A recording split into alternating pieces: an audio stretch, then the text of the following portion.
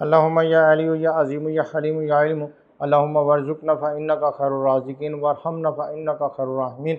उम्मीद है तमाम बाब सब खैर वाफ़ियत से होंगे। अल्लाह रब्बुल इज़्ज़त तमाम बाब को बरकत अता फ़रमाए, रूहानियत नूरानियत अता फ़रमाए। अल्लाह रब्बुल इज़्ज़त अपने करम से नवाज़ दे। अल्हम्दुलिल्लाह खानक़ाह अनवार तारकिया शाज़िलिया से बहुत सारे अहबाब जुड़े हुए हैं, सोशल मीडिया के ज़रिए, व्हाट्सएप के ज़रिए, फ़ेसबुक के ज़रिए, इंस्टाग्राम के ज़रिए, ट्विटर के ज़रिए और इसी तरह टिकटॉक के ज़रिए भी अल्हम्दुलिल्लाह हमारा अकाउंट मौजूद है।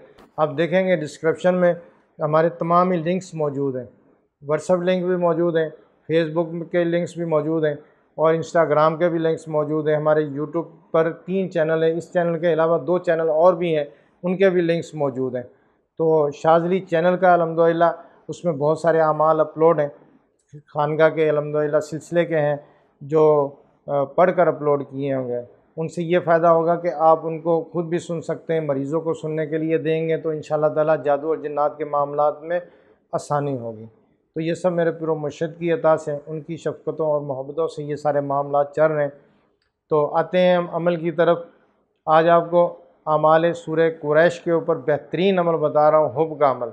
तो ये कमेंट्स में आप देखेंगे कि बहुत कमेंट्स हुब के लिए दिए हुए हैं कि हुब का अमल सूरह कुरैश से बताएं, हुब का अमल सूरह कुरैश से बताएं। तो मैंने सोचा कि चलो ये हमारे मुहिब्बीन हैं, हमें इस तरह की फरमाइश करते हैं, तो इंशाअल्लाह ताला और भी बहुत सारे मैंने कमेंट्स देखे हैं, तो उसमें इंशाअल्लाह ताला मैं अपनी कोशिश करता हूँ कि जो कमेंट्स के जो लोगों ने अमल बताए हुए पूछे हुए हैं तो मैं उनके बारे में भी वीडियो बना दूँ। वो देखिए एक बंदे ने साहिल ने हमसे सवाल किया, तो अब मेरी कोशिश है कि उसका चलो और कुछ नहीं तो यहाँ तक तो इतना तो मैं कर सकता हूँ कि वीडियो बना के उसके लिए अपलोड कर दूँ, उसके मामलात में आसानी हो जाए।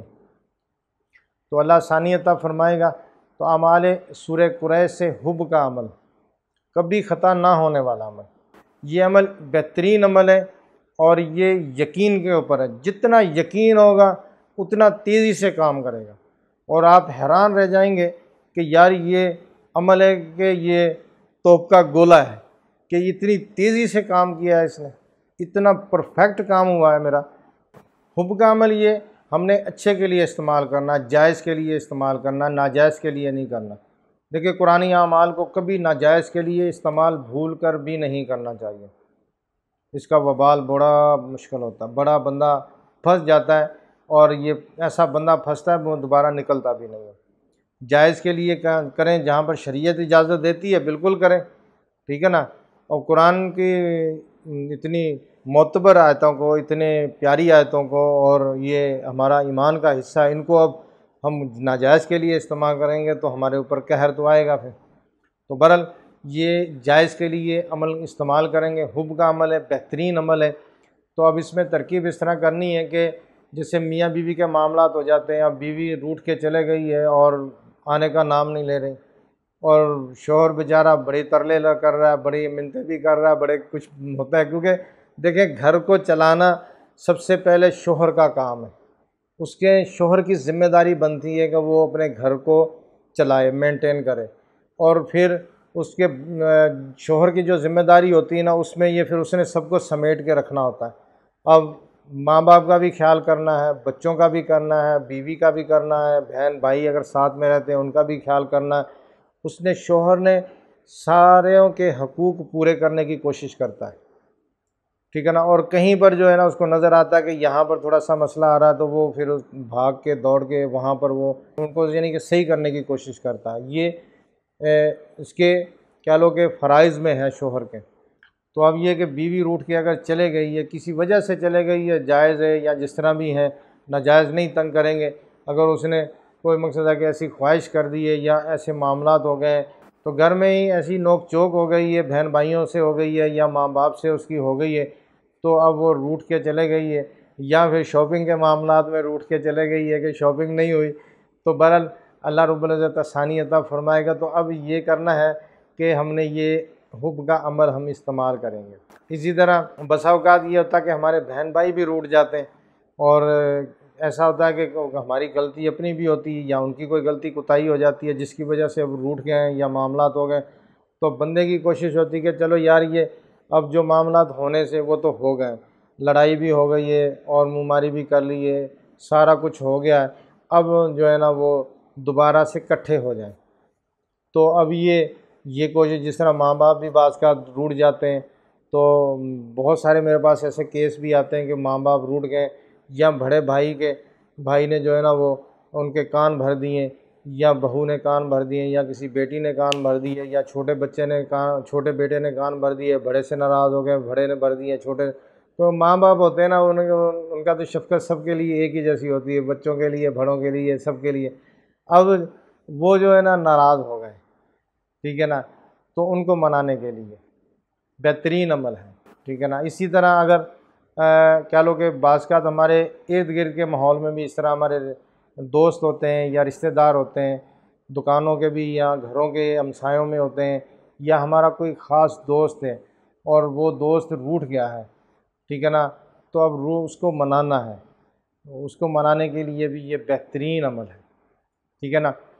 तो अल्लाह रब्बुल इज़्ज़त अपने करम से नवाज़ देगा। तो अब ये करना है कि सूरह कुरैश का आपने नक्श लिखना है, तो ये स्क्रीन पर आ रहा होगा। तो अब ये जो स्क्रीन पर नक्श आ रहा है आपके, आप देखेंगे इस नक्श को आपने लिखना है आतिशी चाल से। सूरह कुरैश का नक्श है, आतिशी चाल से लिखेंगे। आतिशी चाल के लिए मैंने अभी पिछले दिन वीडियो अपलोड की थी, तो वो आप देखेंगे 29 रमज़ान के हवाले से, नौचंदी जुमा जो आता है उसके हवाले से भी वो उसमें मैंने लो बताई थी। तो उसमें आतिशी चाल मैंने बताई थी कि आतिशी चाल किस तरह होती है, एक एक चीज़ मैंने उसमें वाज़ह कर दी थी। आप वो नक्श को देख लेंगे, उस लो को देख लेंगे, तो उसमें आतिशी चाल का आपको मालूम हो जाएगा कि पहला घर कौन सा है, फिर दूसरा, तीसरा, चौथा, पाँचवा, इस तरह पूरा जो 16 घर उसके कितने बनते हैं। तो अब आप इन्हें ये नक्श उसी तरतीब से आतिशी चाल से लिखना है। नीचे थोड़ी जगह बचा लेनी, ऊपर नक्श लिख के नीचे जगह बचा लेनी है। अब ये ब्लू इंक से लिखना है या ज़ाफ़रानी स्याही से लिखना है। हमारी पिछले दिन वीडियो अपलोड हुई है या कहार का अमल, ठीक है ना, जादूगर को देखने के हवाले से वीडियो अपलोड हुई, उसमें मैंने ज़ाफ़रानी स्याही का बहुत मुख्तसर सा तरीका बताया। अगर आप वो वीडियो देख लेंगे तो ज़ाफ़रानी स्याही आप घर बैठे ही बना सकते हैं। तो अब ये कि ज़ाफ़रानी स्याही तैयार कर लेनी है, तो करने के बाद आपने ये नक्श ज़ाफ़रानी स्याही से आतिशी चाल से लिखना है। कोशिश करें कि अमल के दौरान आप सूरह कुरैश एक मरतबा और उसके बाद आयत हुब युहिब्बुनहुम का हुब्बिल्लज़ीना आमनु अशद्दु हुब्बन लिल्लाह। अच्छा, ये सूरह बकरा की 165 नंबर आयत है। तो ये आयत बड़ी है, इसका जो आगे वाला आखिरी हिस्सा है, जब हम इसको आधा करेंगे ना, आधा जो बाद वाला हिस्सा है वो है इसका, तो 165 नंबर। तो अब ये आपने एक मरतबा सूरह कुरैश, दूसरी मरतबा आपने आयत हुब ये पढ़नी है, फिर इसी तरह एक मरतबा वो, एक मरतबा सूरह कुरैश, एक मरतबा हुब की आयत, इस तरह आपने पढ़ते रहना है। तो आपने ये नक्श आतिशी चाल से लिखना है, नीचे अल हुब लिखेंगे, और फिर आपके पास जैसे आता है साइल शोहर आता है, कहता है कि मैंने बीवी के लिए लिखवाना है, और यहाँ बीवी आती है कि मैंने अपने शोहर के लिए लिखवाना है। तो जो आपके पास आएगा और जिसके लिए वो लिखवा रहा है उसका नाम पहले हमने लिखना है। जैसे बीवी आई है तो शोहर का नाम पहले लिखेंगे अल हुब, शोहर का नाम, उसकी वालदा का नाम, फिर अला हुब, फिर आगे बीवी का नाम और बीवी की वालदा का नाम। तो शोहर का हमने रुख बीवी की तरफ मोड़ना है, ठीक है ना। बसा औकात हम ये उल्टा लिख देते हैं, और जो हमारे पास साइल आता है हम पहले उसका नाम लिख देते हैं, और वो जिसके लिए वो करवा रहा है बाद में लिख देते हैं, वो काम उल्टा हो जाता है। ये जो आपके पास है ये और शिद्दत से उसकी मोहब्बत में मुब्तला हो जाता है, और वो पहले ही दूर हुआ होता है या नाराज़ होकर चला जाता है। ये बंदा जब और शिद्दत से होता है तो ये फिर इसके लिए वबाल जहाँ बन जाता है, मुश्किल हो जाती है, और वो बजाय ये कि उसको बुलाने के खुद फंस जाता है।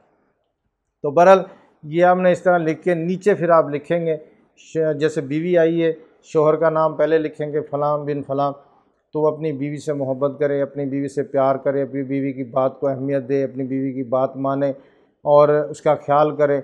इस तरह जो है ना वो आप बड़ी सारी 3-4 लाइनें इसकी बना के ना खूबसूरत करके, तो अब लाजमी नहीं है कि ये अल्फाज हमने अलग-अलग बिल्कुल साफ़ समझ में आए लिख, नहीं, आप एक लाइन के ऊपर दूसरी लाइन लिख दें, ताकि जो है ना वो किसी के अगर ये हाथ नक्श लगता भी है तो उसमें समझ ना आए। तो ये एक आमलीन का तरीका मैं बता रहा हूँ, इस तरह लिखते हैं। एक लाइन आप लिखें, दूसरी लाइन उसके ऊपर लिख दें, तीसरी लाइन फिर उसके ऊपर लिख दें, चौथी लाइन फिर उसके ऊपर लिख दें, यानी कि दो तीन लाइनें के ऊपर 3 4 5 इस तरह एक दूसरी उसके ऊपर लाइन लिखते जाएं ताकि वो काम उस तरह ही करेगा।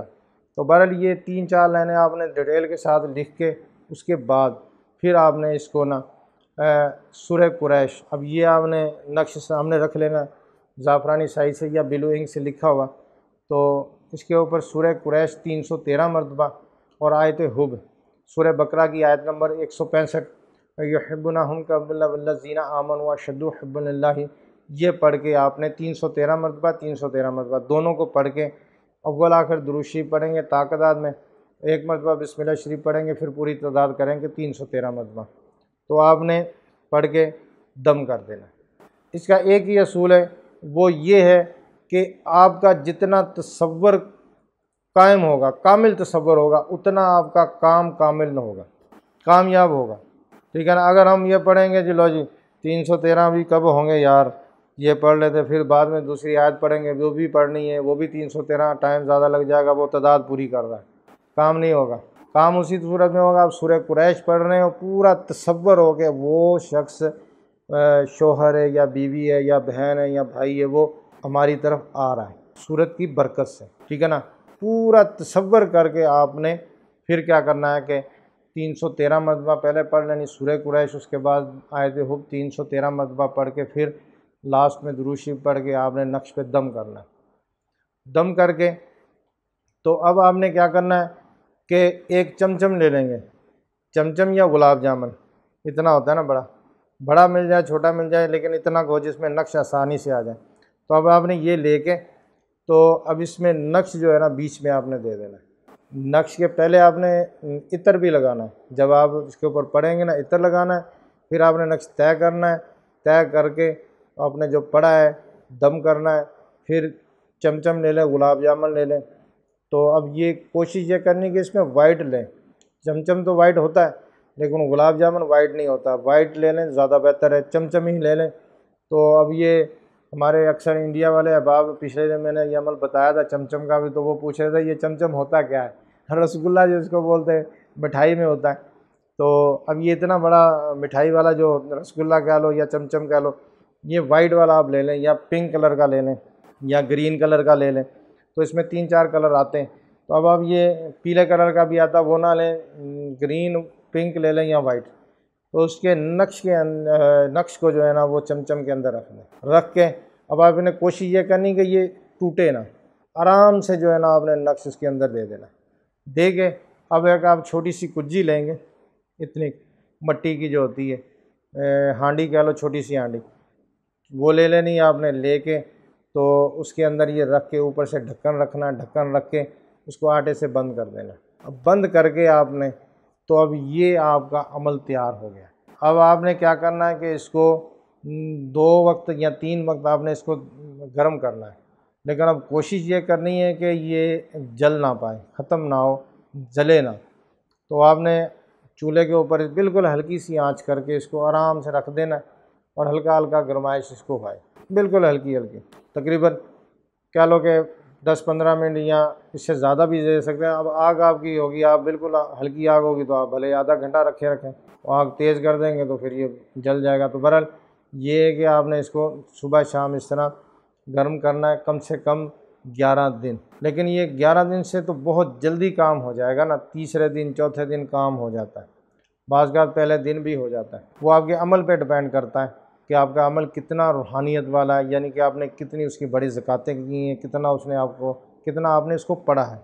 अब एक बंदे ने सिर्फ 313 मरतबा पढ़ा है तो उसका उतना काम होगा, एक बंदे ने 1.25 लाख इसको पढ़ा है उसका उतना काम, एक बंदे ने उसको दावत का अमल किया हुआ है तो दावत वाले अमल बहुत तेज़ होते हैं। तो बहरहाल तो ये आपने इस तरह करना है।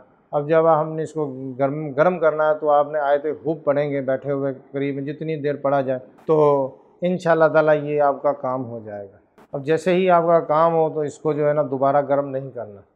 फिर आपने ये हांडी इसी तरह ले लें, पाक जगह पे कहीं इसको साफ़ सुथरी जगह हो वहाँ इसको दबा दें, ठीक है ना।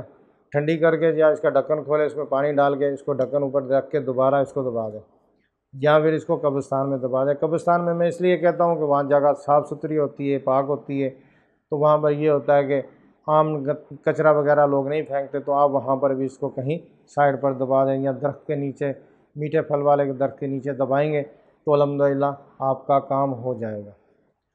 बात वही है कि जितना आपका तसव्वुर होगा, जितना आपकी यकसोई होगी, जितना आपका हुब होगा, मोहब्बत होगी। तो देखें, एक बंदा लड़ रहा है ना, तो वो किसी के लिए लड़ रहा है तो इतनी वो कह लो कि शिद्दत से नहीं लड़ता। अगर वो अपनी जंग लड़ रहा है तो वो बड़ी शिद्दत से लड़ रहा होता है, क्योंकि उसको उसकी कह लो कि नोयत का पता होता है, उसके मामलात का पता होता है और वो उसकी शिद्दत का पता होता है।